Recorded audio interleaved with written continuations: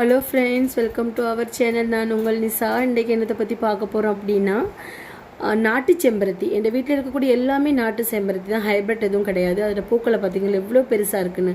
அதுக்கு ஒரே ஒரு காரணம் தாங்க, கண்டுகளை ரொம்ப வளர விடாமல் கட் பண்ணியை வளர்த்து பாருங்கள். குட்டி குட்டியாக புதுசாக வரக்கூடிய தளிர்களில் இருந்து வரக்கூடிய மொட்டுக்கள் அவ்வளவுமே பெருசாக தாங்க பூக்கும். அவ்வளோ இன்றைக்கி என்னமோ பெரிய பூவாகவே பூத்துருச்சுங்க. மட்டும் இல்லாமல் நான் நிறைய கண்டுகள் நடுவ வச்சுருக்கேங்க வீட்டில். கண்டிப்பாக ஒரு நாளைக்கு நான் உங்களுக்கு எல்லாத்தையும் காமிக்கணுன்றது என்னோடய ஆசை தான். உங்கள் யாருக்கெல்லாம் அது பார்க்கணுன்னு நீங்கள் நினைக்கிறீங்களோ அவ்வளோ பேர் எனக்கு கமெண்ட் பண்ணுங்கள். நான் இதில் இப்போ நான் புதுசாக நடுவ வச்ச மரம் தான். இதை என்னென்னு பார்த்தீங்கன்னா, அன்றைக்கி பூச்சிக்கொல்லி ப்ராப்ளம் வந்ததால் நான் ஃபுல்லாகவே அதை கட் பண்ணிட்டேன். பட் இருந்தாலும் அதில் புதிய தளிர்கள் வரக்குள்ள ரொம்ப மனசுக்கு நிறைவாக இருக்குது எனக்கு. அது மட்டும் இல்லாமல் நான் முருங்கைகள் வச்சுருக்கேன், நிறைய கண்டுகள் வச்சுருக்கேன். எல்லாருக்குமே கண்டிப்பாக ஒரு நாளைக்கு நான் ஒரு டூர் மாதிரி காமிக்கிறதுக்கு நான் ரெடி ஆகிட்டேங்க. யாருக்கெல்லாம் அது பிடிச்சிருந்தா எனக்கு சப்ஸ்கிரைப் பண்ணுங்கள்.